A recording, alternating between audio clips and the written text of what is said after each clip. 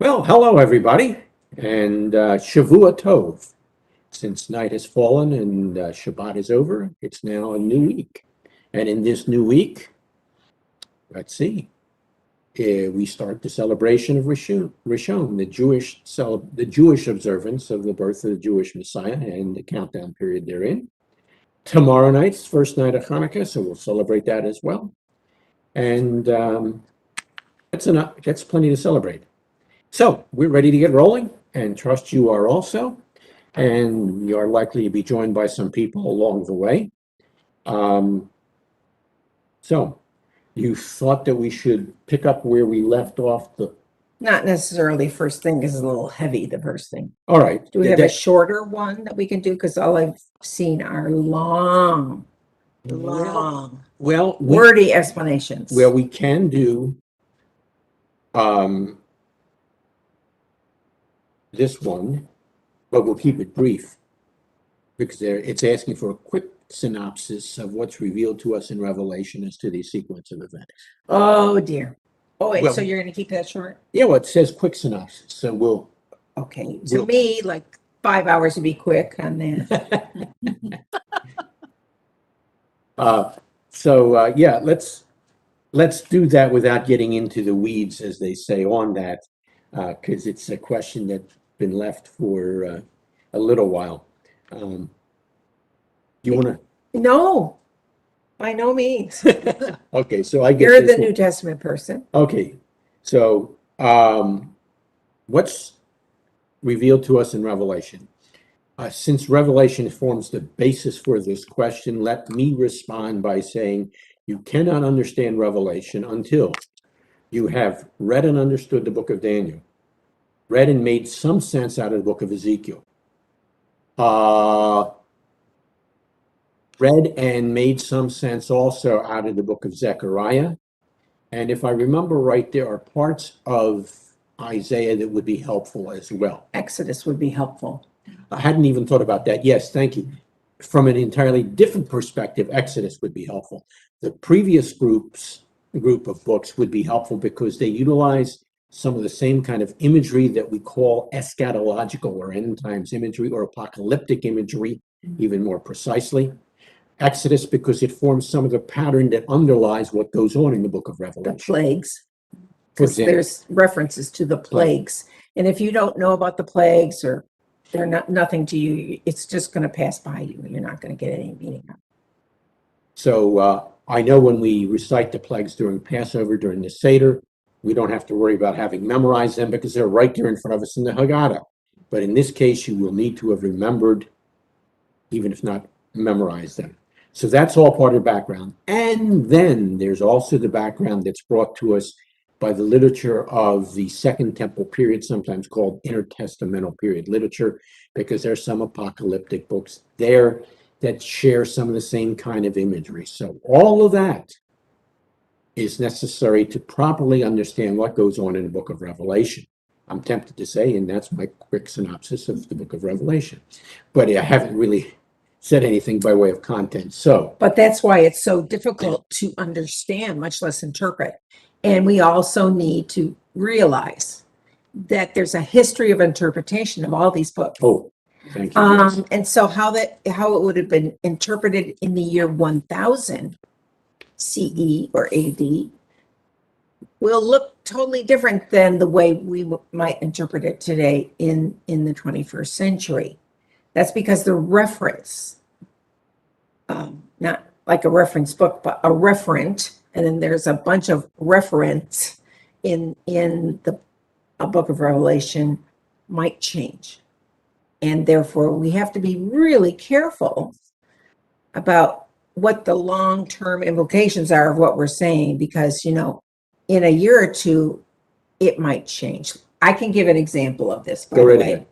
So for many, many years, and it's indeed what we were taught when we first started our ministry, shortly after dinosaurs died from the earth, that Gog and Magog, those two terms, Gog and Magog, that they were cities in Russia, in the then Soviet Union. And it's that those two Soviet cities that Revelation is referring to. And then you go off to the circus on that. But we now know, because world events now are different, important powers in the world are now different. The Soviet Union is gone as it was, and alliances have shifted. So now the original spots where Gog and Magog existed is Turkey. So it takes away a portion of all that was projected to have happened back in the 70s. We don't see it as Soviet cities, and we don't see the referent as being communism, because really, communism as it was experienced in the 70s doesn't exist anymore, really. There are forms that are more towards fascism now in different countries, but that has changed. So that whole line of reference is changed. And so I think we should see it as, if Gog and Magog are there, they're in their original places. The places of those cities did not change back from when it was in Turkey. Okay, and that reminds me of another thing. As we're dealing with the book of Revelation, frequently interpreters, commentators have taken a look at what's called the letters to the seven churches in Revelation 2 and 3. Actually, they're letters, not necessarily, not to churches, but to seven messianic communities. Congregations. Mm-hmm. Well, I was going to say more than communities, yes, because it's, as I'm going to say in a minute, it's broader than that. And frequently those letters were considered to be prophetic in and of themselves. And people would say, we're now living in the time of the church of Laodicea or Philadelphia, or pick one of your favorites. But if you'll come with me. It's going to use visual aids.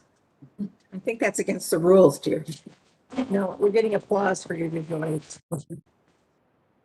Okay. Except my head is right in the way of the visual aid.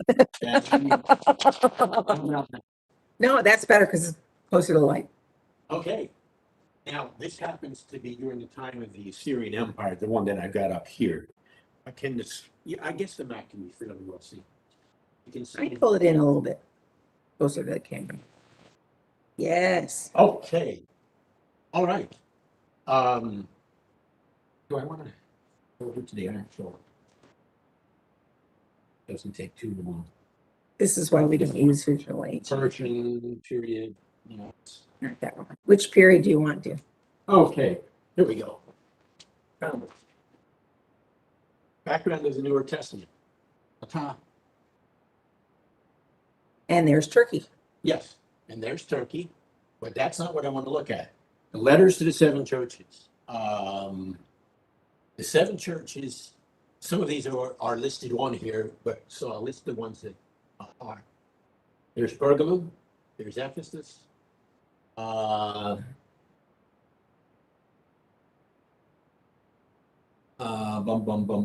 there's Laodicea, there's Philadelphia, there's Thyatira.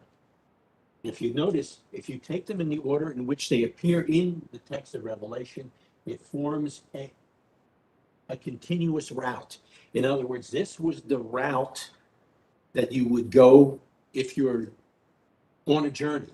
And since the book of Revelation says, take these messages to these places, it's as if the book was written and then was intended to go from here to here to here to here to here to here, or the reverse.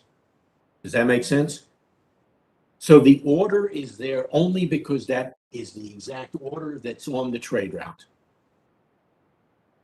Okay? Therefore, all seven of these churches, as they're called, as I've suggested, they're communities, believing communities. The whole batch was intended for them. And the references to these particular cities dealt with what was going on in those cities at that time, not at some future time. And then there's a break between chapter 3 and 4 that indicates now when we moved into chapter 4, now we're looking into the future. So with the help of the map, that's part of the breakdown. Now, that brings me then to just a brief synopsis of future events as we've come to understand them, and we've shifted in our thinking, although it's been a while back. I thought you were going to make it this short. Yes, I'm going to make it short. All right. Okay. What we're looking for, what we're anticipating is the coming of Yeshua, the return of Yeshua, the Messiah. And then all these kinds of things that are mentioned in the book of Revelation begin to come in on us. Now, there are, I'm going to say this quickly, there are those who feel that what is called the millennium is something that we're now living through now. In other words, God's kingdom is here on earth in some way. Right now. Right now. And that means also, so they get a picture of this if they've never heard of this viewpoint, that Satan is bound. So Satan has no activity in the world today, according to this particular viewpoint. The purists of that viewpoint, Yeah. yes. So think about that for a minute. We're not saying it's correct. We're saying this is the way a whole pile of people sees this book. Okay. There are some who believe there'll be no such thing as the millennium.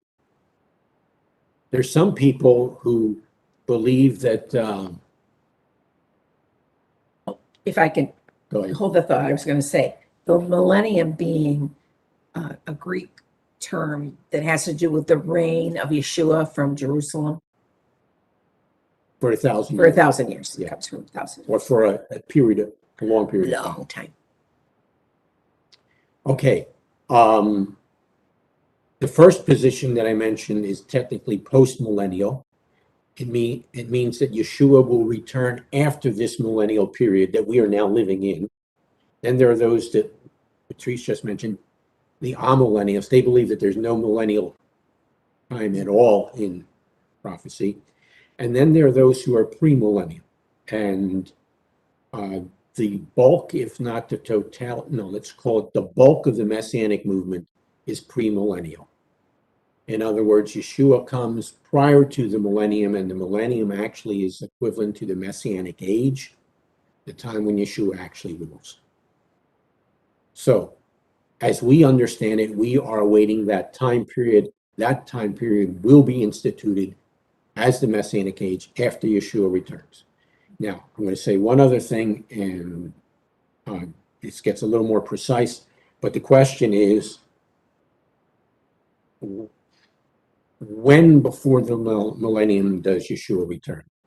Because the biblical texts indicate there's a time period that's called the tribulation or the Great Tribulation, depending on which of the texts you're looking at, and it's a time period of 7 years. Daniel's the one who sets the framework for that, being 7 years at the end of Daniel chapter 9. Now, does he return before the 7 years? Pre-tribulation. Does he return at the end of the 7 years? Post-tribulation. Does he return in the middle of the 7 years? Mid-tribulation. And the two major positions have been before and after, pre and post. And they have argued with one another. While those of us who consider ourselves mid-tribulationists, we just encourage that argument and then draw on the best of the arguments for either and say, no, it's mid-tribulation. But there's another reason for that. The book of Revelation indicates something significant happens halfway through this tribulation period. The book of Revelation at the end seems to indicate the same kind of thing. So those are the things that have caused us to reconsider our position and believe that Yeshua comes halfway through the tribulation. Isn't it true? I'm asking for a definition that there's a place in scripture where it seems that the tribulation is called the time of Jacob's Yes, trouble. That is true. that is true. So for all of you well-meaning Christians who take this all as this is mine, except it's called the time of Jacob's troubles. Mhm. So that makes it slightly different emphasis once again, having to do with who Hasatan is going after. Christians oftentimes have an idea. Well, they're going after Christians. Satan hates Christians. They're going. It's the time of Jacob's trouble. Which means that the focus of or one of the key aspects of what's going on during this 7-year time period is a resurgence of anti-Semitism and attacks on the Jewish people. And in the last 6 years now, there's been a significant resurgence of anti-Semitism as chronicled by people as different as the Anti-Defamation League, the Southern Poverty Law Center,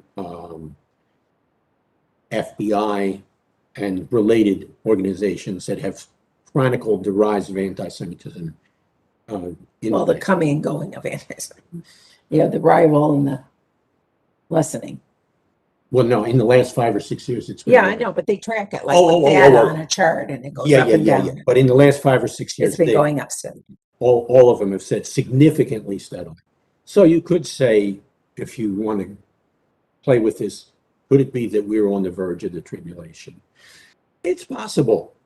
And as things go further and further downhill, for us as mid-tribulationists, we expect that before Yeshua comes back. And let's make it clear. Nobody who is alive knows when the tribulation will start. None of us know.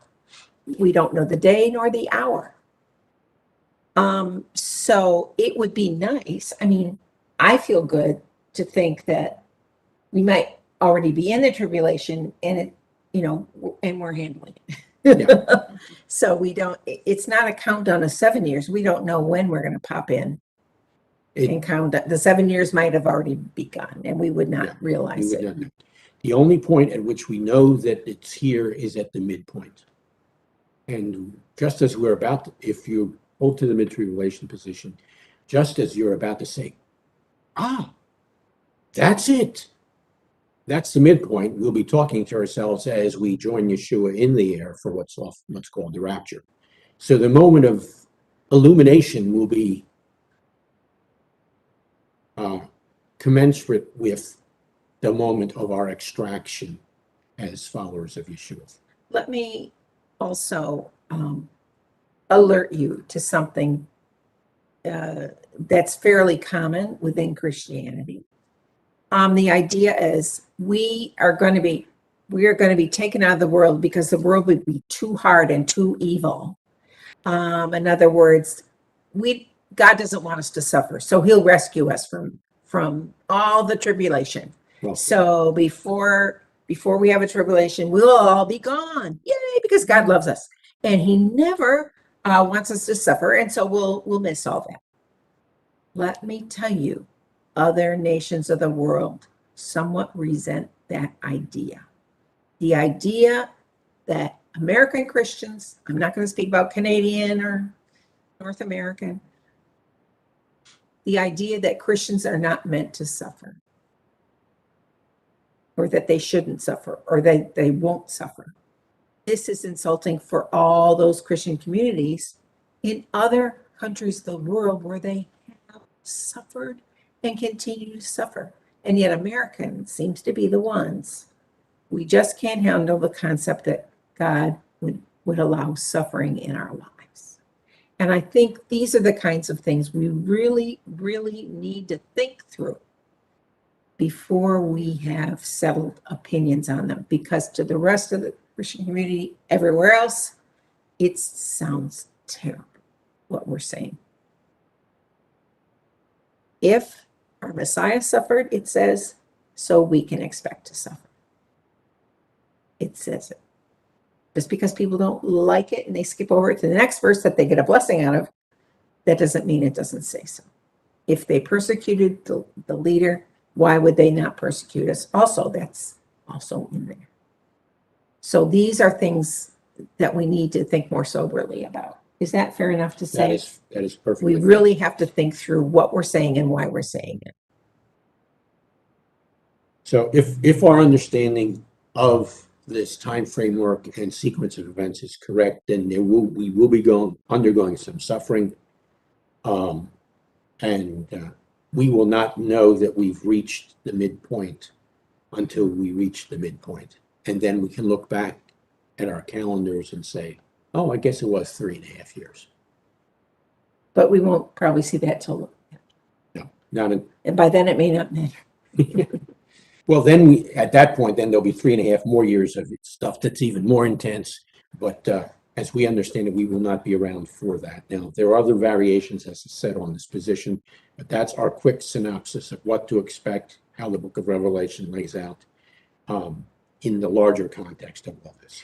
And I would say, and this is not even something that you and I have talked to, but I would say that one of the aspects of the end times that we mainly have overlooked until the 21st century is the references to nature itself being going through Disrupted, yeah. suffering and hardship, having to do with climate change and things. I think scholars today who are young will be bringing out those aspects that have not been brought out in the past about how the earth changes because of the situation it finds itself in, not just with people, but with what you would consider climate change factors.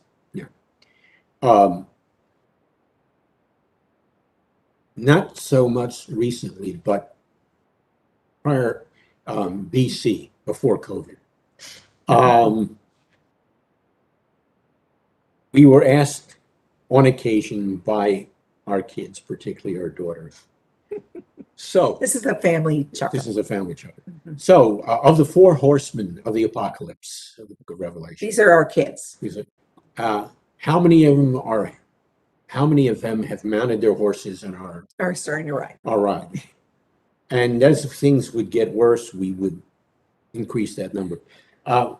I know. Would you want to take a guess as to if we were to be asked that question tomorrow night when we get together with the kids, what would we say? How many of the How many of the 4 horsemen are already riding? Yeah. Oh, I'd say 3.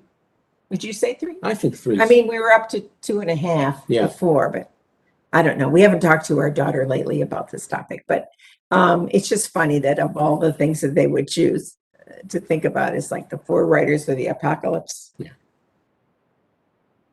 So we think 3 have left. Are mounted and are doing their thing. So, I mean, it could be just that close. All right, enough about that and enough fun with that, unless there are some residual questions either from you or from you. We've made their eyes spin now. They don't know what questions to ask. Do you have a feel for what we should move into next? Should we move into the area of the stranger and sojourner, or? I think we should complete the part we left dangling about, I think the original topic was, We launched the topic, actually. yes, oh, because nobody sent us in questions. Yes. So this is what you have to suffer through Yep. if you don't send us in questions about Who killed Yeshua? who killed Yeshua and how, in a certain way, we know there were a bunch of different people that were involved in the death and, well, the trial and the death of Yeshua. There were a bunch of different people. It's getting our understanding straight so that we're not wibble wobbling on the topic. Because even in very well-educated Christian churches, people wibble wobble and they're not sure who's responsible for the death of Yeshua. And that is something that people need to be very definite about. Is that fair enough to That's fair. introduce it? And I think we got to, in our discussion, we got to the actual trial portion. So there was the events in Gethsemane, correct? Where Yeshua was arrested formally. He was arrested by soldiers from the temple and Roman guards. So 2 sets of people were there arresting Yeshua in the Garden of Gethsemane. Yeshua knew beforehand that this was the way it was going to be. He knew that he was going to be given over to, he said, the hands of the Gentiles. And remember our discussion, I believe. If you don't remember this or you weren't here, we recommend getting the last time we met, because all of this will be in there if it's of interest to you. And for many people, it is of interest because it's not normally discussed in your average sermon. Or they just give you a quick bullet points on what happened, and then they get right to the meat of the matter, which usually is resurrection. Which is fine for in how far it goes, but that leaves then the sheep in the pews. You call them the sheep in the pews. Yes, remember they're categorized as sheep several times in Scripture. So the sheep, they don't read for accuracy. They read to see about their preconceived notions. Unfortunately. No matter if you've actually read the Bible for yourself or that you have read about the Gospel's accounts of the capture and trial of Yeshua, most people have actually not read those verses. So they only know a summary. And it's whatever summary's been given. Anyway, are you ready now? Yes. So if something comes up that they need to be reminded of, we'll try to remember to remind. All right. Just to remind you of what we did share with you several weeks ago, I was trying to find the text that Patrice was quoting, and it's in a couple of the Gospels, where Yeshua says that we're headed to Jerusalem, and there I will be turned over to the religious leaders, who will in turn hand me over to the Romans to be crucified and to be executed. Looking back on that scene is Acts chapter 4, verse 27. It's part of the prayer that takes place by the early Messianic Jews in Jerusalem. And I'm just trying to see who actually vocalizes this prayer. In Acts. Yeah, Acts 4:27. 4:27. Oh, Yeah. 4:27. 4:27. Okay. The reason I couldn't remember who, it was a communal prayer. So when they heard this, they raised their voice together in prayer. And then a couple verses into it, after quoting Psalm 2,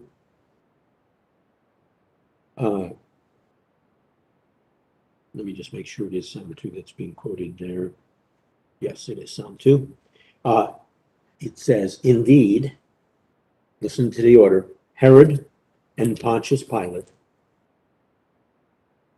met together with the Gentiles and it's an interesting use of the term, the people of Israel. It's interesting, it's because it's plural peoples. Again, in this city to conspire against your holy servant, Yeshua, whom you appointed. Okay, so notice the order in which they're mentioned. Herod, not a Jew. Pontius Pilate, not a Jew. The Gentiles, not Jews. And then finally the peoples of Israel. So that seems to indicate significant or specific groups within Israel or within the Jewish people, like we said, which would include the religious leadership, which was the religious political leadership of Israel. I'm sorry, I was looking at this other thing. Did you mention that this Herod is not the same Herod that appears in the beginning in killing the baby boys? Oh, no, I didn't, but thank you. This is the son of. Now, Herod the Great, the one who's affecting the babyhood of Yeshua, he died right after that, and his son took over. They claimed to be Jews. Herod the Great claimed to be Jewish because his father was converted to Judaism as a man. His mother was not Jewish, and he was not raised as a Jew. However, he did make a big show about putting Jewish stuff into various of his, not palaces, but places that he owned that he used to live at, which were scattered around. And there's more to that story, but let's move on with that story. He was dead, and then his son took over. If you can imagine what a small percentage of Herod was doing Judaism, just imagine how so much less than that is his son and grandsons are doing, which is almost nothing. And by this time, they're almost totally identified with the Roman structure by their own choice. Mhm. They got their power. Herod's family got their power through Rome because they were assigned to Rome, to rule Rome, because Rome wanted nothing to do with them. And in fact, the original Herod, um, Herod the Great. Herod the Great, sidled up to Rome Several times. on more than one occasion, Yeah. but originally in such a fashion to make sure that Rome would appoint him the ruler over the provinces of Galilee and Judea, Samaria. If you're interested in that time period, you would want to read Flavius Josephus, or as he's just known, Josephus, because he tells the history. All right, but that's not this Herod that's mentioned here. This is Son, right? the son, yeah. All right, so again, notice the order. Herod, Pontius Pilate, Gentiles, and then finally the peoples of Israel. So if you're going to blame people for the death of Yeshua, let's do it in the proper order that is mentioned here by the apostolic circle, the original community of believers after Shavuot. Okay, so that's part one. Part two is that we started to get into is the trial scene of Yeshua. There's a question that was raised, and I think we may have addressed it briefly. Well, if you look at the rules for trials before the Sanhedrin, those were all violated, people will say. And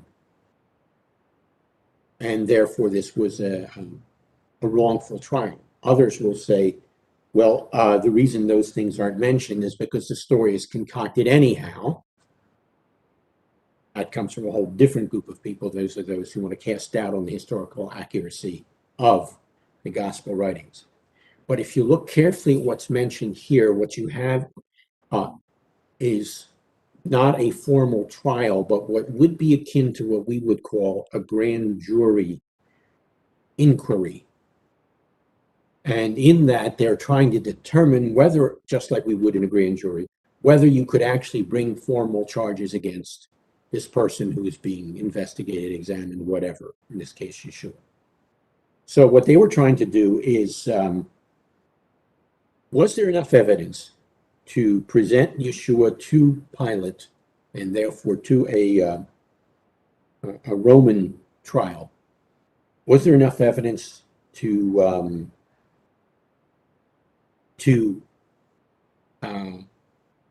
label him a political subversive?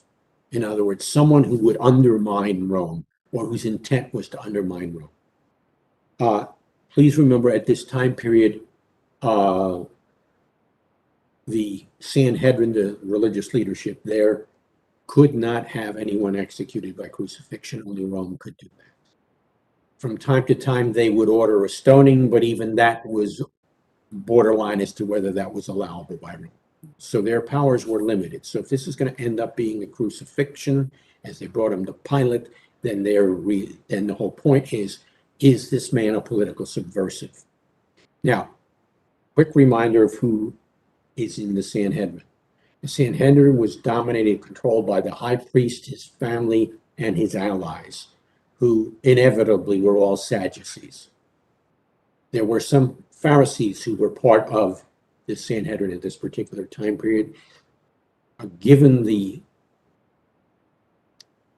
I was going to say rise and fall, but it's not really, the ebbs and flows of which group of Pharisees was of greater influence.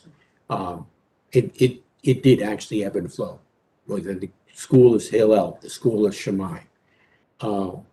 History indicates at this point in time, school of Shammai was in the ascendancy. How do we know? Because the school of Hillel, for a time, actually took off to the community of Qumran for safety's sake.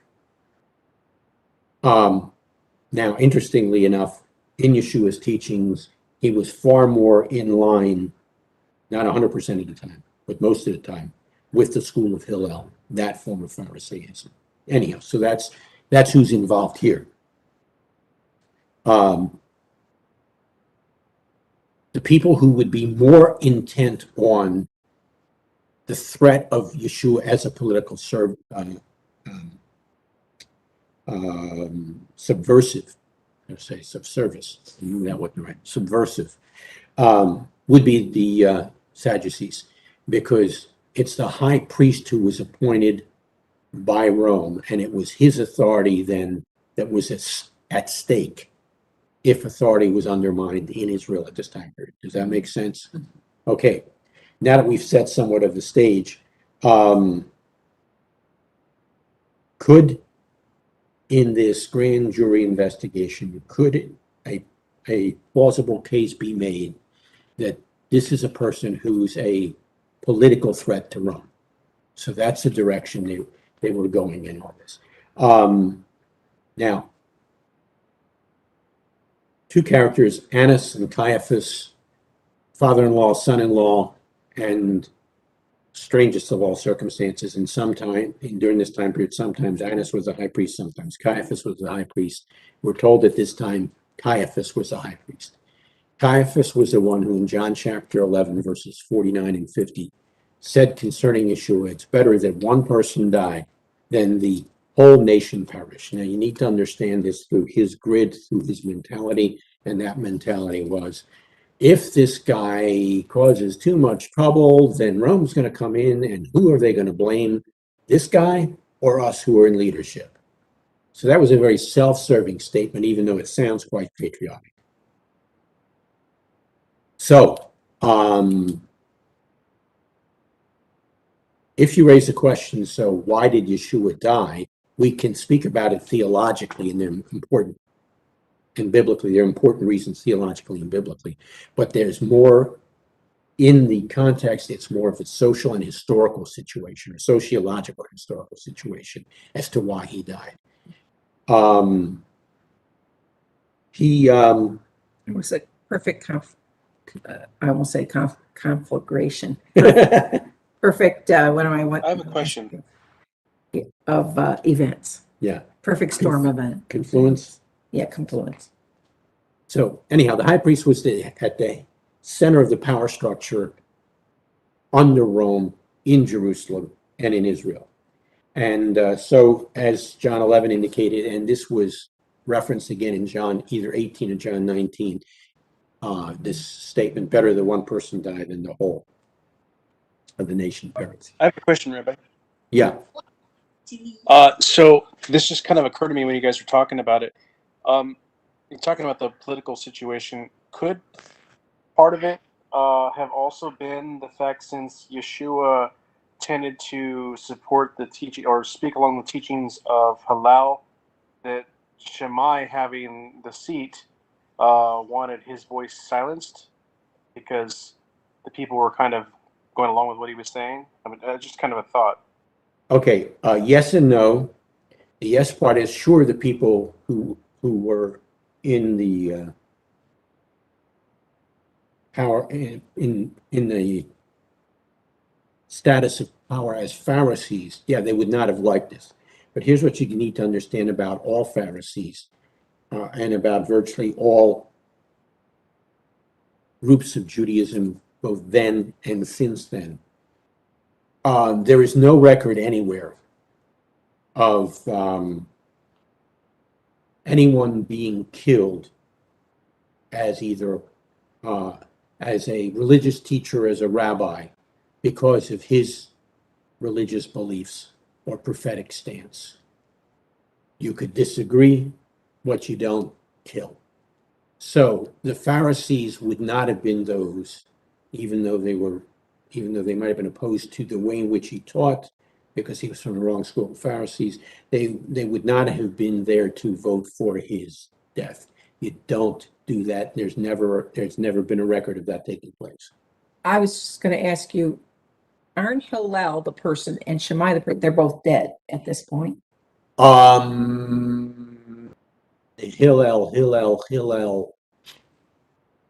Hillel died.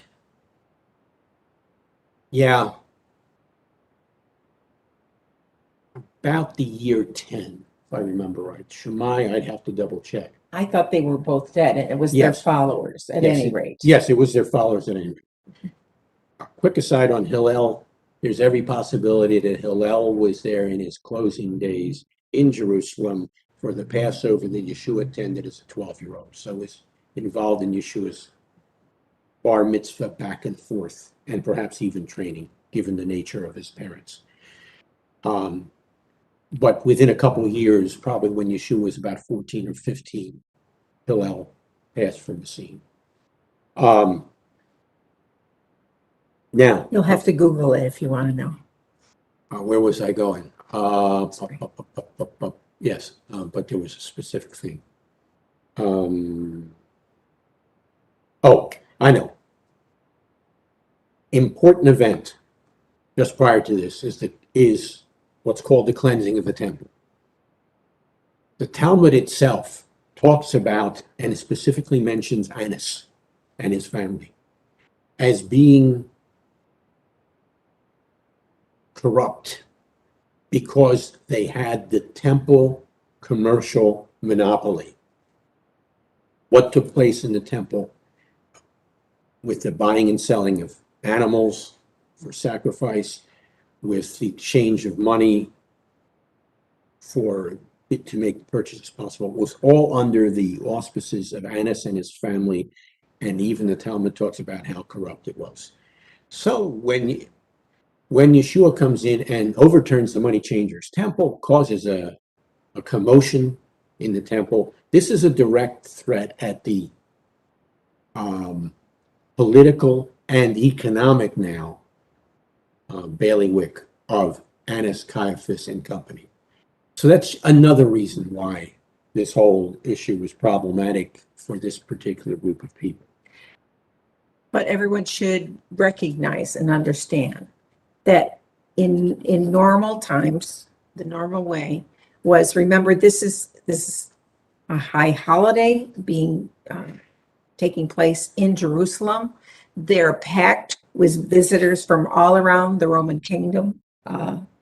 And it was right and good for sacrifice animals to be sold there. Yes. It was right and good for money to be exchanged there Right. because if you're coming from another country, even today, you've got to exchange your money. That was totally fine. Those two things being there. I think what happened in certain people's minds, well, see, here we have the Jews with money, so Jesus hates that. Yeah. No, that's not why he's doing it at all. Those two groups are appropriate to be doing business where they are doing business because of the holiday. What wasn't appropriate was what they went and did beyond it. Yeah. And in fact, not only did Yeshua critique it, a contemporary of his critiqued it as well. I'm trying to think, it may well have been Yochanan ben Zakkai. And he makes a statement as a chief rabbi of that time period that the people could, I'm trying to remember exactly how he put it. He said, I wish I had the exact numbers on this, so I'm just going to concoct some terms. He said, as he saw the sacrifices being sold for $100 an animal or $200 an animal, says, by the time I'm done, they'll be sold for 2 cents an animal and 1 cent an animal. And because of the teachings he gave there and the way in which he allowed the animals to be purchased and used for sacrifice, the text says at the end of the day, the animals were selling for 1/4 cent and 1/2 cent. Now, that means that what Yeshua did and the actions he accomplished would have been perfectly acceptable to his contemporaries, both as leaders and as people. And they would have said, well done. Now, Annas and his crew said, that's my pocketbook. And Yeah, besides, the temple leaders are mad. yeah, and besides that, we have now judged you to be a potential political threat because so many people are following you. If they keep following you, Rome's going to look at it and say, boy, you don't have things in order. So we're going to do away with you and get somebody else We'll who get can- some other Jews to take Cool. over this temple. who'll put things in order. So they're trying to find a way in which to accuse Yeshua and to present him as a political threat, not just to themselves, but to Rome. So they're examining him on that. Rome does not ever want to send more soldiers into Israel. They never want to. It's a losing battle for them. They know they can't win. We're a stubborn and stiff-necked people. However, in the years 66 to 70, they amassed enough to cause the destruction of the temple and the overthrow of the city of Jerusalem. They'd had it by then. The revolt, you're talking about the Yes, the revolt, revolt. which started in Caesarea. Yeah. Because they kept putting banners and placards of the Caesar that was ruling. And there was a very, very, I want to say Orthodox, but that's a modern designation, very, very from group that lived just south of Caesarea. Caesarea was a Gentile Roman city. It was the capital of Roman Judea, not Jerusalem. No, they went to Jerusalem to solve problems. They did not want to go there. Their homes, contrary to Mel Gibson, their homes were in Caesarea. And once they started with our new coins have the beautiful image of our dear emperor on them, that's when the trouble started and the Jews started going to the streets and tearing down the banners and getting rid of the placards. That's really the start of the Jewish revolt in 66. Just so that everybody, you have to have a larger sense of Jews in Judea and know exactly what is normal for that time period and what is not normal. It's very dangerous when 21st century people try to interpret it through their own telescope. Okay, so a political, economic threat to the people in leadership. He's just cleansed the temple. They bring him before this grand jury inquiry. And they brought some witnesses that they paid for this particular project to accuse Yeshua of various things. And the witnesses couldn't agree. And Yeshua said, in the middle of all this, I've taught openly. John 18 records this. I've taught openly in the temple and synagogues. You ask them, they know what I taught or didn't teach. So that ends up going nowhere. A lot of that was based on trying to make more out of the statement, I will destroy this temple and raise it in 3 days. They were trying to make that a political statement as opposed to a specific reference of Yeshua to himself and his death. All right, so then the Sanhedrin now moves under the leadership of the high priest in a different direction or venue. And this is where the high priest raises the question. So tell us plainly, are you the Messiah, the Son of God? And Yeshua's answer gets him in trouble. But even more trouble is the lot of those who've tried to interpret this. Please remember, this is the Sadducees who are saying this. Did the Sadducees believe in a Messiah? No. Okay, so what is being said here? In those days, the messianic expectation was that the Messiah would be a king who would rule over Israel, and if he accepts the role of Messiah, then they could say, see, he claimed to be king over Israel. That's a political threat. Right? Were they asking him if he was the Son of God the way most people understand it? That too has its own connotation. That term Son of God, it was a reference to the Davidic kings that God installed. And so that too was a political statement. And if Yeshua agreed that he was the Messiah and the Son of God, then Those are two political strikes against him. So they're saying, are you the Messiah that is to come, the king over Israel? All right. This would have been the best time for Yeshua not to say anything. But what does Yeshua do? He first of all says, I am, and then he raises the stakes and says, let me see if I've got it here. Yes. And you will see the Son of Man seated at the right hand of the power and coming with the clouds of heaven. Okay, he's combining Psalm 110 and Daniel chapter 7. Seated at the right hand, the power, by the way, is one of the terms that was used in those days to speak about God himself without actually using the name of God out of respect. So, and in those days, to sit at the right hand of the ruler was to be a co-ruler with the ruler. So that's a political statement. Son of Man coming in the clouds of glory. Son of Man was the term of deity in those days. And so he is now saying not only is he the Messiah when he said, I am, he's saying that he's now elevating that the supreme and divine authority was his. Riding in on the clouds of heaven. That is something that in the biblical text only God himself does. Which is why then the high priest tore his clothes and said, we have no further need of witnesses. This is blasphemy. I was going to say, remember how Ezekiel left the earth. A chariot made of clouds came down and got him. And that's Yes. obviously seen as God intervened and took him directly. Yeah.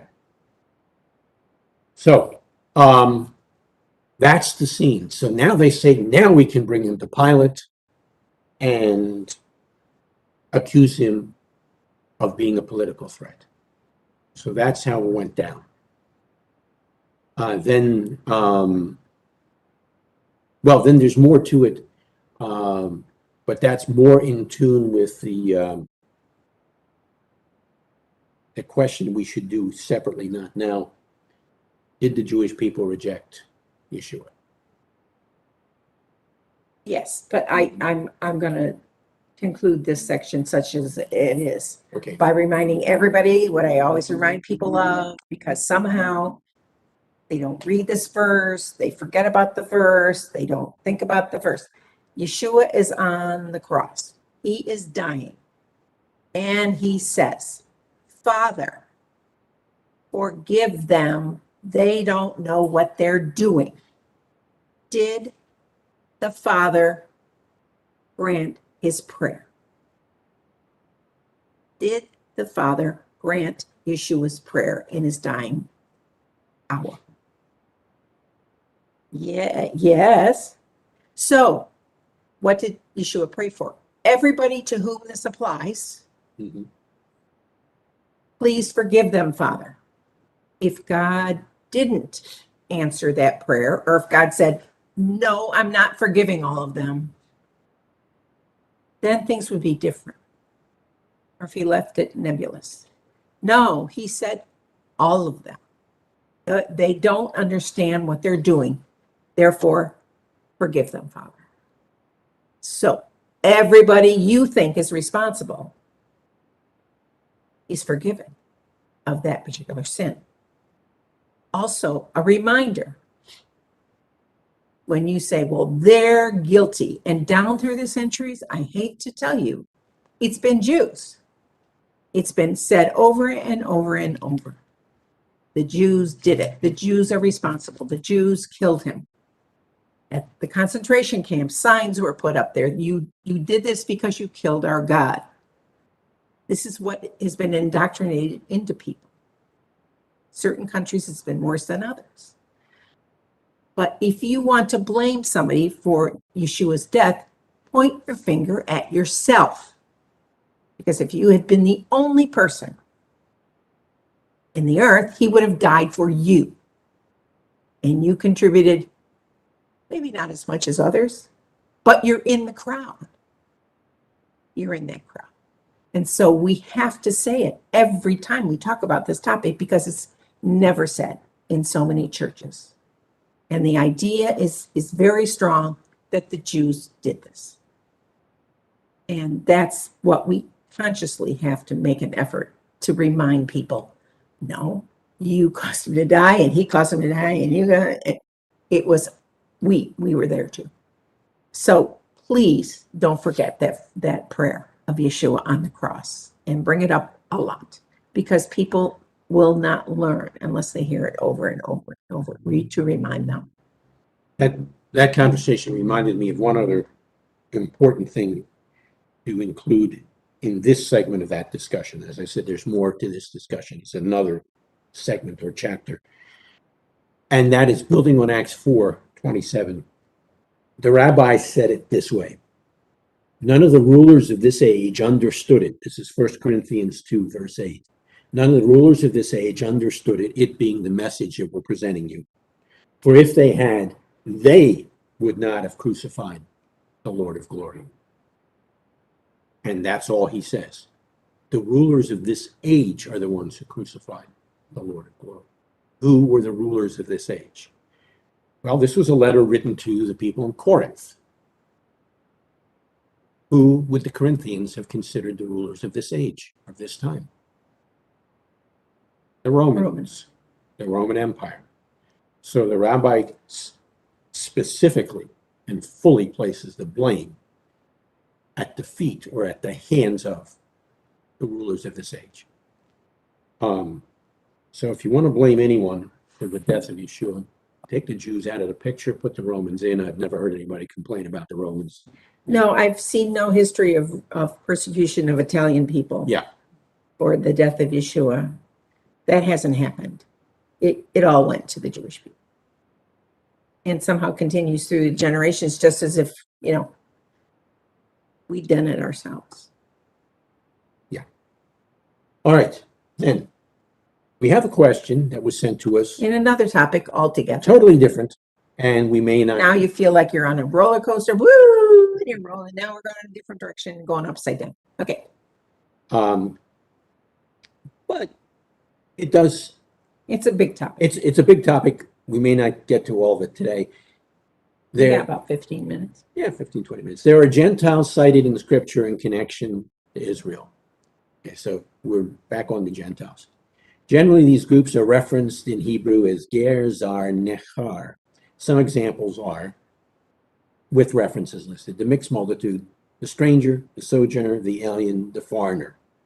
Who were these people, and how did the relationship between Israel and the Gentiles develop from the Exodus? Pardon me, one word through the Bible. Then there's more to the question, but I think that's plenty for this part of discussion. Having looked up those references in preparation for 2 weeks ago when we had technical difficulties, although there are 5 different texts and translations mentioned, I'm going to suggest that 4 are basically synonyms of one another. The one that is different is the mixed multitude that's found in Exodus 12. You see, if you read the text carefully, it wasn't just the children of Israel, literally the children of Jacob, the children of Israel, who God rescued and brought out of Egypt. They were joined by, as the text says, a mixed multitude. There were others who said, oh, we get the message of the plagues, what's going on. We're on the wrong side of this. We want to be on the right side of this. So they joined with the descendants of Abraham, Isaac, and Jacob in leaving Egypt. And that's why it's called a mixed multitude. In other words, there were some Egyptians, and who knows what other different groups of people that were non-Jews that were in Egypt at that time, who may have come along with them. So that's that first group. Now, stranger, sojourner, alien, foreigner. I think several weeks ago in one of the drashes, I said something about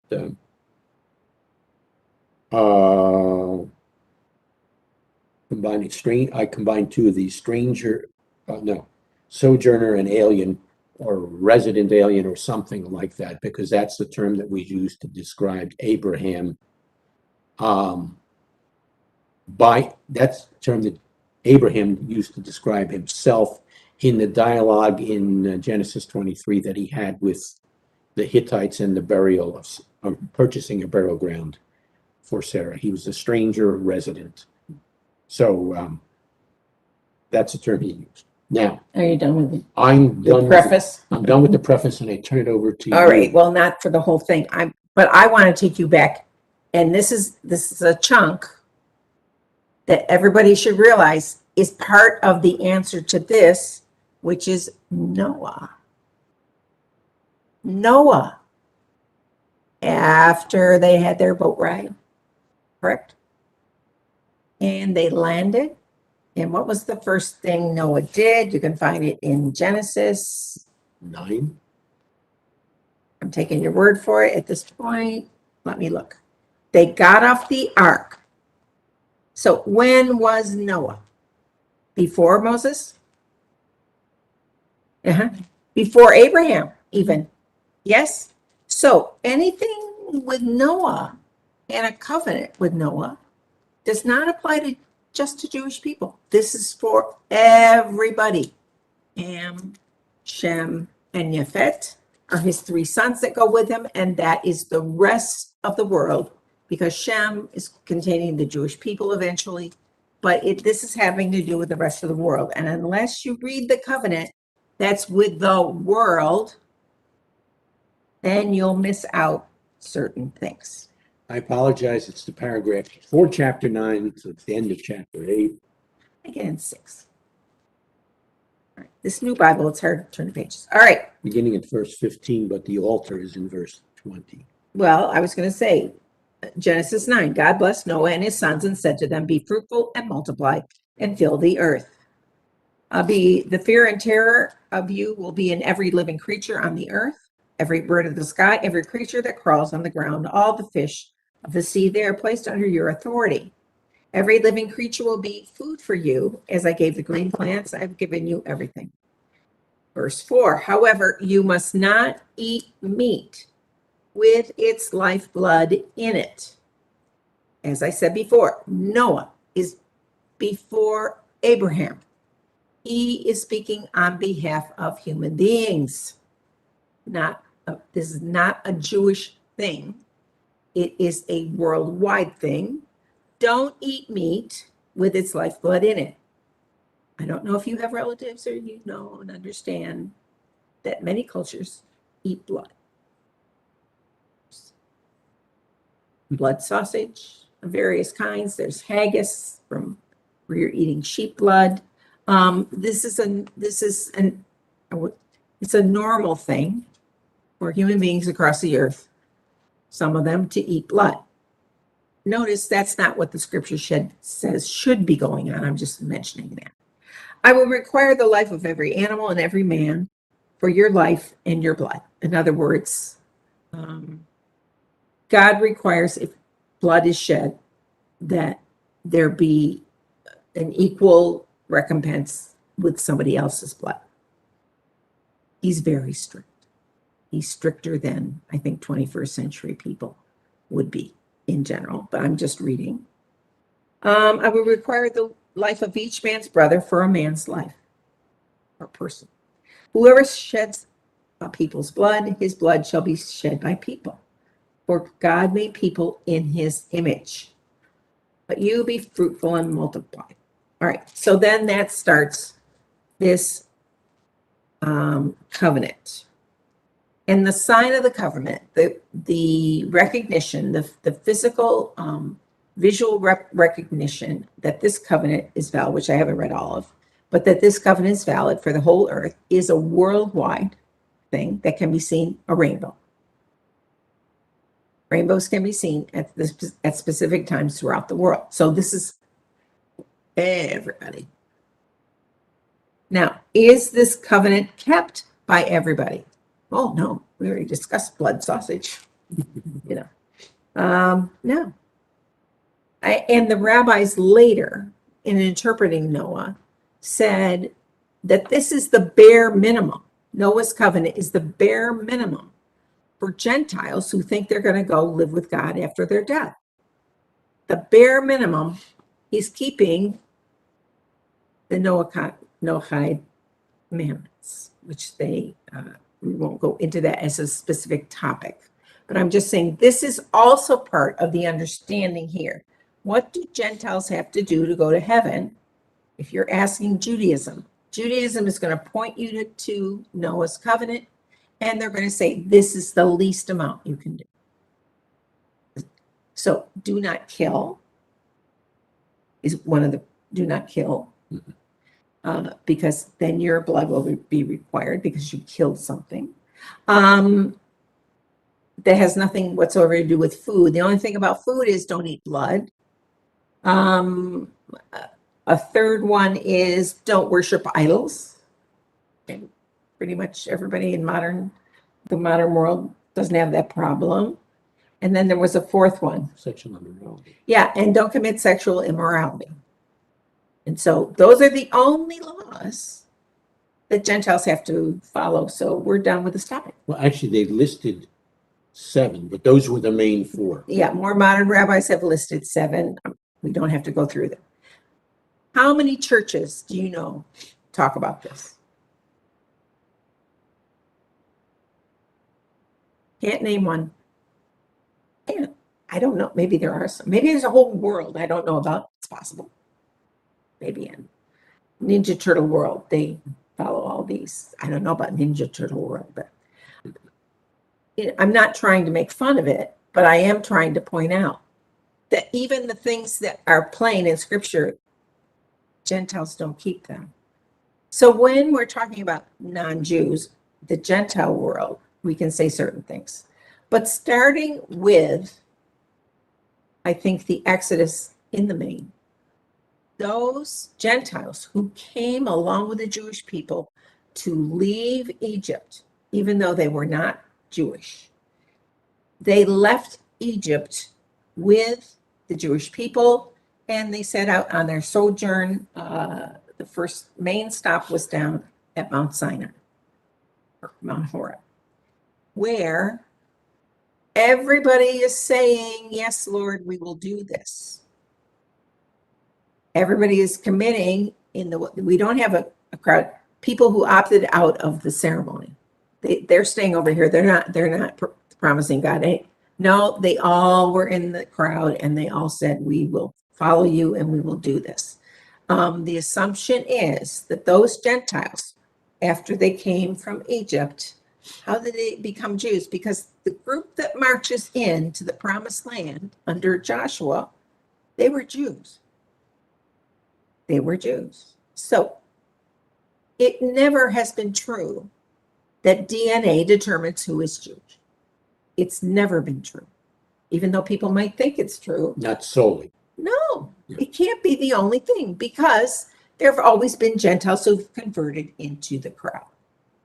And that's what these Egyptians did.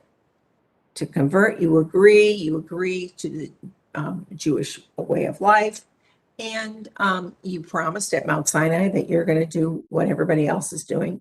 And the people who came, if they're of a good age, they would marry into a Jewish tribe and become part of that tribe.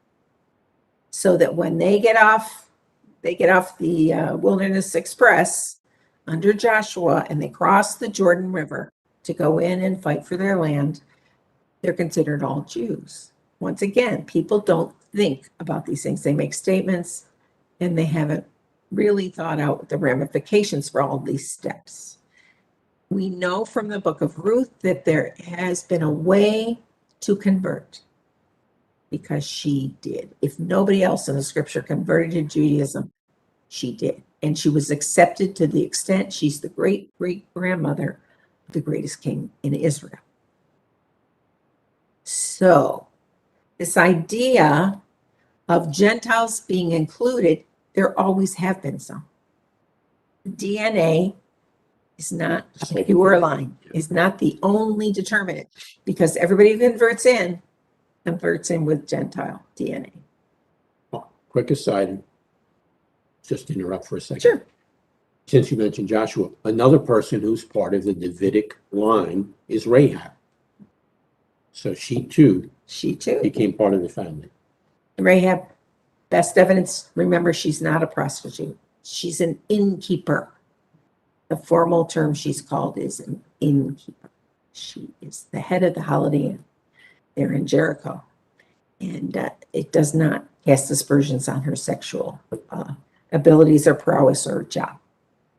So everybody needs to get that straight too. I don't care what it says in your margins of your Bible. Okay. So now should we go on to over the centuries within the Jewish people, there were always Gentiles who wanted to come in to become Jewish. It was almost never popular. This was always and in fact, I think they worried, especially when you get to Yeshua's time, because he first talks about this idea. They were worried about zero population growth among the Jews. They were worried that other people groups were, having lots of babies. And so they looked around and they said, we need to get out and witness. So there was a large contingency. It was a normal, regular thing to do for certain groups of rabbis, I guess. We would consider them rabbis during Second Temple Judaism. Oh, yeah, for sure. To go out and evangelize Gentiles to have them become Jews. How come we don't have those today? What happened to them? Well, that's very easy to understand. It was because Constantine, the emperor, Roman emperor, who became a Christian, quote unquote, at least in name, and he Christianized the empire. And one of the laws was Jews can no longer go out and witness to Jews and have them become Jews. That is forbidden. So I believe they have not had that program since then. But there have always been Gentiles who've knocked on the door, sometimes to get married to a Jewish person, but not necessarily. There have been families who said we're interested in Judaism. And today, I know people who are not Jewish are a little intimidated or afraid. If you happen to knock on the door or call up a rabbi in your area and say, I'm interested in converting to Judaism, they will talk to you. If you say, I'm interested in converting to Judaism so I can convert all those people within your congregation to become Christians, then they will hang up the phone. But they are going to be super careful, and they're going to be there is a plan. They know exactly and how to do these things, and they're basically welcoming, unless you personally have threatened them in some way. And becoming a Christian and bringing up that topic will threaten them, and they will not talk to you. So I always have to put that caveat up there. But down through the centuries, from the time of the Exodus, there's been ways for people who are not Jewish to become Jewish and be accepted as part of the Jewish community. By the time of the Second Temple, in other words, after the Babylonian captivity, these types of Gentiles in general are grouped into two major groups. Oh no, I guess three.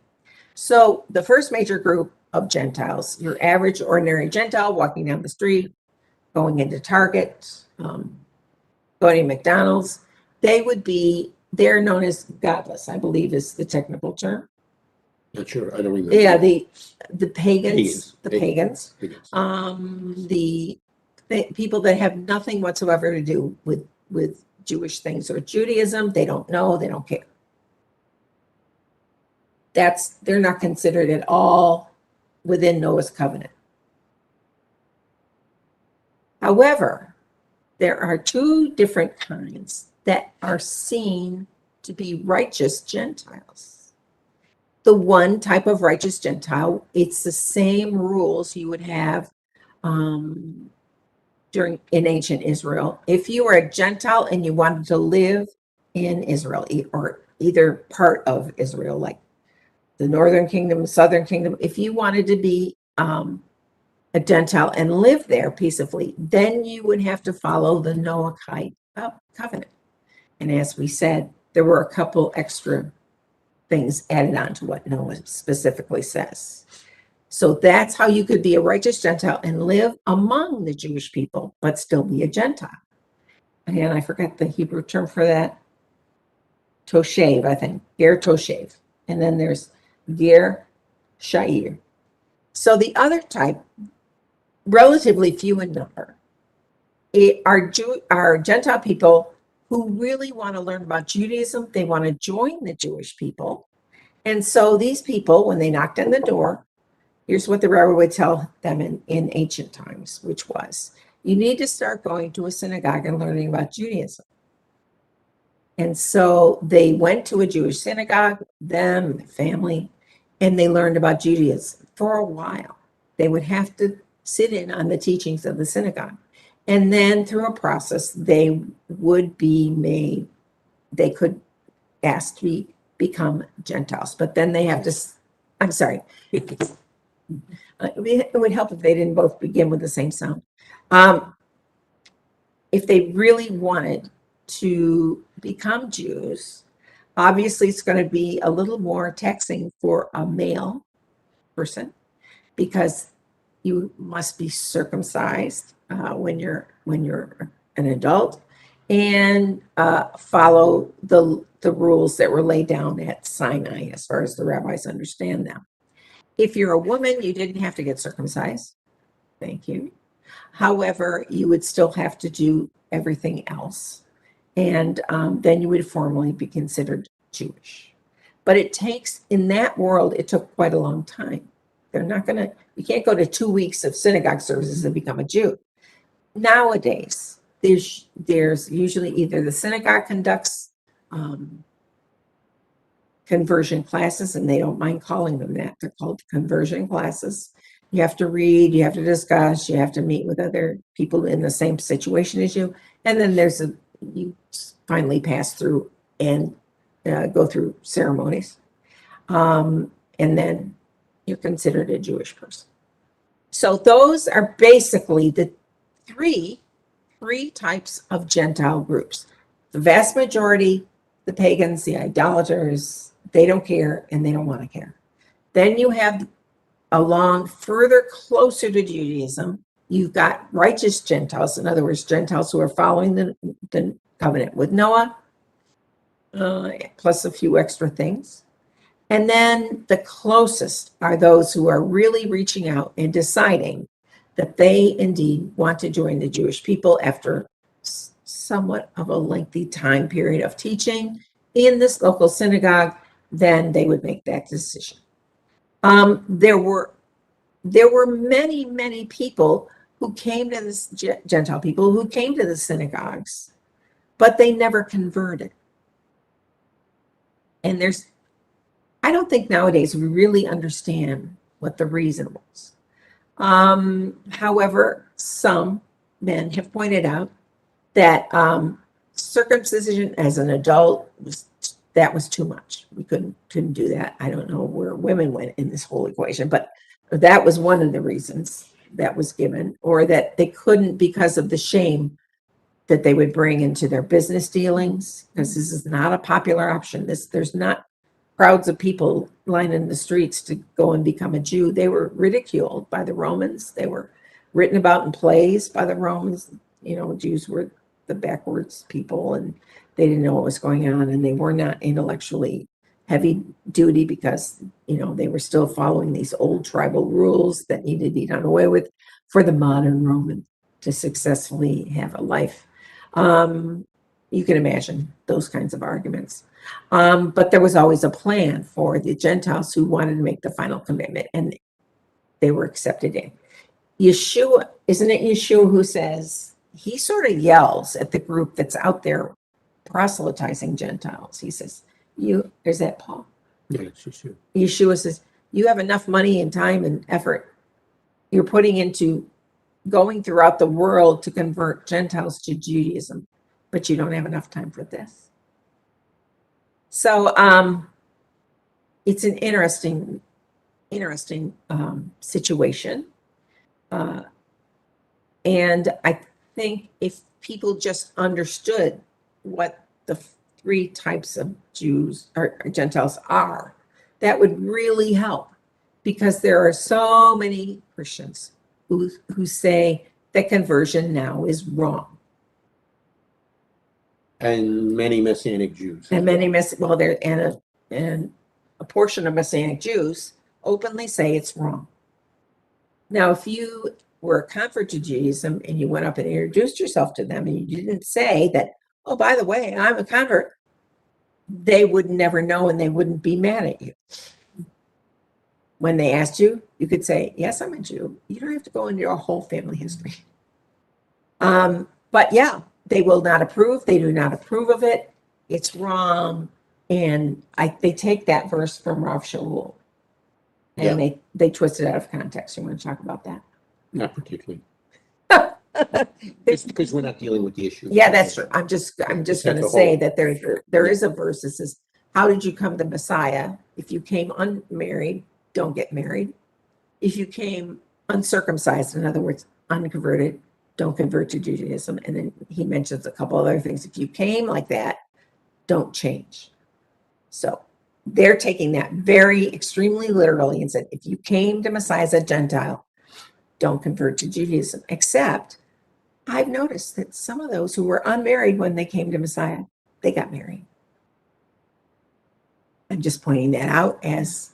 And Paul had Timothy converted. And Paul had Timothy converted when he was circumcised. Mm-hmm. When Timothy was circumcised on purpose, because he was technically only half Jewish, that meant he converted when he was circumcised and was to be acknowledged as Jewish. So that's the beginning of the answer to this. I hope it is answered.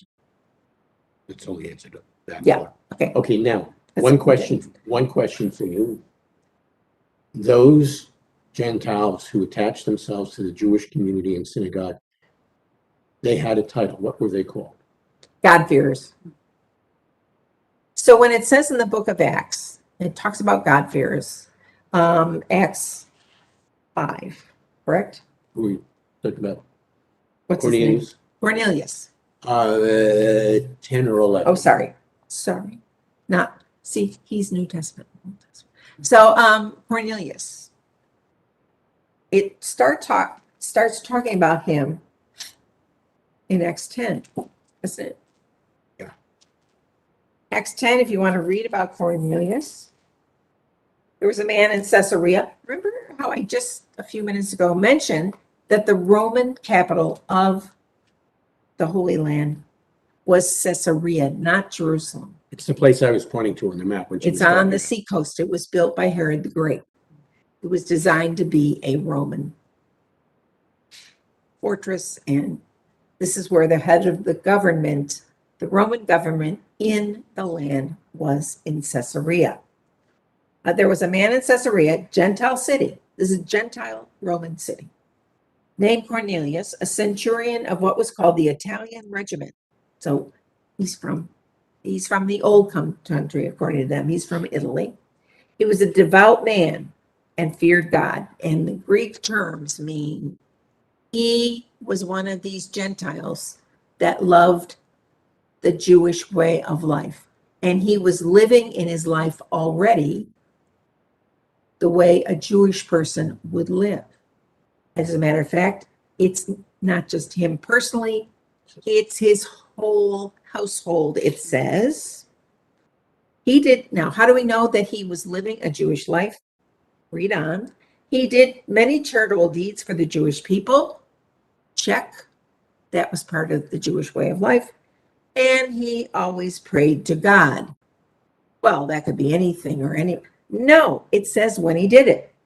Verse 3, at about 3 p.m, when he was praying, he saw a vision from God. Guess what? 3 p.m. is when Jews all over the world still pray. It's at the same time when one of the set of sacrifices would be offered. He chooses this time to do his prayer time. Evidently, he chose each time that Jewish people pray, even today, to pray. And during this time, he sees a vision. But the identification of God-fearer, he is behaving as a Gentile with a Jewish way of life, with a commitment, not just him, but his whole household. He is leading a Jewish life. And he saw in a vision an angel of God who came in and said to him, Cornelius. Looking intently at him, he became afraid and said, What is it, Lord? And the angel said to him, Your prayers and your acts of charity. Term here in Greek is the same term for the almsgiving that was done at the temple. So his prayers and his giving of financial gifts are being accepted in ways that were Jewish ways. In other words, accepted as Jewish ways, as it would be at the temple, have come up as a memorial offering before God. The term for memorial offering is the term for the whole burnt offering. So everything the angel says to him says, You're good. You are correct. This household is a Jewish household. But see, he's somewhat stuck. He doesn't even live near Jerusalem. He's working and living in Gentile city. So this is obviously not, there was a whole bunch of people and they all decided together and they went, whoopee. No, it's him. It's him. And everything, humanly speaking, would be fighting against what he's doing. There would be no good reasons he could give the commanding officers for what he's doing other than it's his choice. But the God of Abraham, Isaac, and Jacob accepts what he's doing. So when the angel who spoke to him had gone, he called 2 of his household slaves and a devout soldier. So there was a God-fearing soldier in his regiment who was one of those who attended him. In other words, this was sort of well known. It wasn't a secret. They weren't afraid of being captured and killed. It says, now send then to Joppa and call for Simon. This is Jaffa, which is now attached to the city of Tel Aviv. That's a whole story. And call for Simon, who is also named Peter. So Peter is in the nearby town. He just has to walk down the seacoast, literally, walks down from Caesarea south to Jaffa, because Shimon's there, staying with a tanner. There's a whole story involving tanners whose house is by the sea. And if you go to Jaffa nowadays, they'll show you the house. That was Simon the tanner's house. And you can get a blessing out of it. But it is interesting. It does overlook the sea. It's right on the sea, which would be helpful if you were a tanner, because remember, a tanner is going to be ritually unclean all the time. What? Because they have to kill animals. Then they have to process their skins. So they're dealing with dead animals is their job. And processing their skin and tanning the leather. So the leather can become kosher. What? It's attached to a dead animal. How can it ever become kosher? Well, after it's tanned, you can have kosher animal skins. That's what they write Torah scrolls on. It's crazy. I know. Makes no sense, humanly speaking, but that's the way it is. And so in order for a tanner, somebody who was a tanner who wanted to enter the temple, and they would have to be not unclean, they would have to be clean. They have to knock off work the day before, because you have to go through cleansing and then wait 24 hours, and then you're clean. And then when you go back to work, you become unclean again. So these like 3 paragraphs are the key to a lot of information that nobody talks about. Jews don't talk about it. Christians don't talk about it. But this is not, I think the impression we get when you hear most normal talking about the book of Acts, that you had random Gentiles walking down the street and then they all of a sudden decide that they want to worship the God of Abraham, Isaac, and Jacob. And I don't know, they kneel right there and then no, that's not how these people came there. They would have no interest in it normally. They would have a mild amount of interest in it if they wanted to go live in a Jewish town or a Jewish city. That's not what makes them a God-fearer. A God-fearer are the ones who show up at synagogue, who learn about synagogue, and who continue, and they have their whole family is joining them in Jewish activities and Jewish worship And they do it in Jewish ways, not just in, I love God. That doesn't make you a God-fearer. And as I said, in a certain way, to skip the idea where you go right from only Jews to now Gentiles are fine. It's not there. It's there if you take Acts 15 and you don't look back into what Acts 15 means, and then you don't even follow Acts 15 in the long run. Because even though Acts 15, am I correct? No. Yes. Acts 15 has the Jerusalem Council, and it's at the Jerusalem Council where the apostles and the elders, they had an assembly to, what are we going to do about all these Gentiles? Oy vey vey. I added the oy vey vey. Oy vey vey. What are we going to do? And so he says, well, they have to do these 4 things. And then if you ask nowadays Christians if they do any of the 4 things, no, they don't have to. They don't know. It's all done away with. But it's in the book of Acts. Yeah, we don't believe that chapter or something. It doesn't apply to us. It's like mind-blowing in a certain way. It's mind-blowing. But we all know people, and this is not a Jewish Gentile problem. We all know people. And I think in general, people want to do the least amount they possibly can. If not in everything in their life, at least in a lot of their life, they just don't want to do anything different. And I think we just don't want to take this seriously because we don't want to do anything different. And if we really read Acts 15 in a church, it'd be hard. It'd be hard. It's just not done. So have I annoyed people too long? Seeing as now it's now 8:35. I will add as a postscript the following. If you want more information on this and on God-fearers, you need to read the chapter in the book, The Enduring Paradox, and the chapter is Modern Day God-fearers. She wrote it.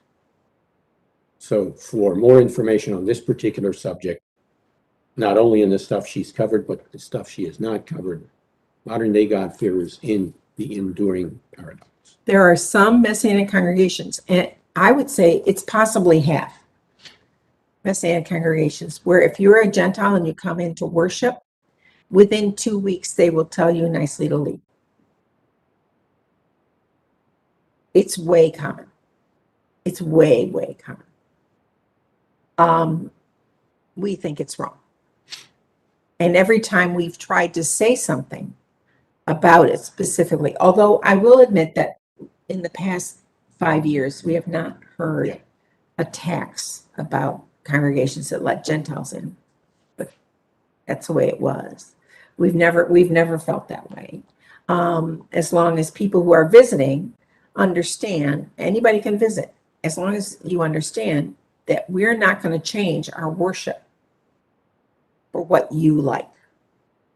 In other words, we have Gentiles who come in. Well, why don't you have this during your service? Not doing that. Oh, dear. Boy, that's the only way I can worship if we do X, Y, and Z. And we go, there's many fine churches around here that you could go to very quickly that will do X, Y, or Z and 3 times on Wednesday. If you're willing to say, this is the way I'm going to worship, and you're not going to fight it, you're not going to fight this to make it be more like what you're comfortable with as a Gentile, then welcome. Come on in, enjoy. And when we first started the congregation in our area here, I remember telling people openly, you don't want to join us. It won't go well with you. Your family will not understand. Your Uncle Schmo will not understand. And everybody will think you're weird. So if I was you, I'd run away. And I'd do it jokingly, but I'd say there is somewhat of it, depending on your family and friends, there is somewhat of a sacrifice. Do you want to fight other people about what you do religiously? And we have people who come that their family does not understand. Their family never wants to come. They think it's weird. They think it's awkward. And yet we still have people come, because if you're willing to go with us, we're willing to go with you. It's not for everybody. this congregation and other Messianic congregations, I know churches, they love to think everybody should come in, all the people come on in. No, this is not for everybody. This is a special calling for all of us, Jew or Gentile. It's not easy. It's not a fun and happy way to come and worship.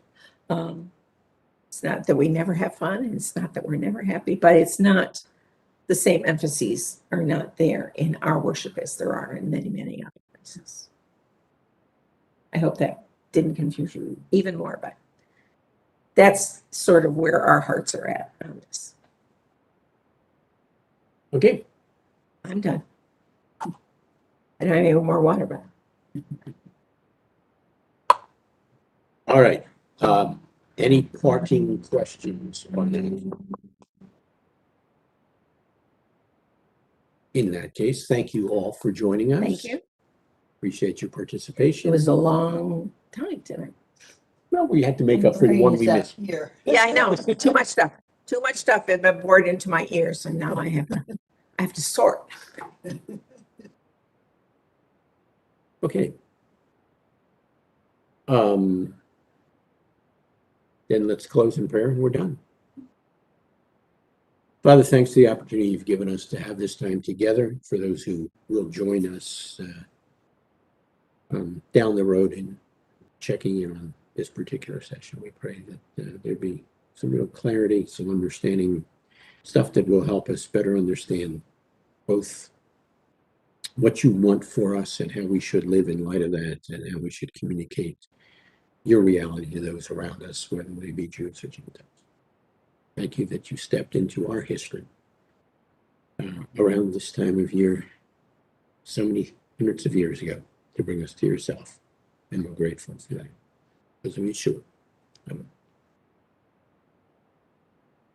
Lahitraot, Shavua Tov. And since you're there, Jeremiah, aloha. Yeah, look at behind him. Oh, I was looking at what was behind him. Yeah, that was from a couple weeks ago. We went out to the beach not too far from here. Oh, you're not there now? No, Oh, I then- wish. Never mind that. It's a picture that we took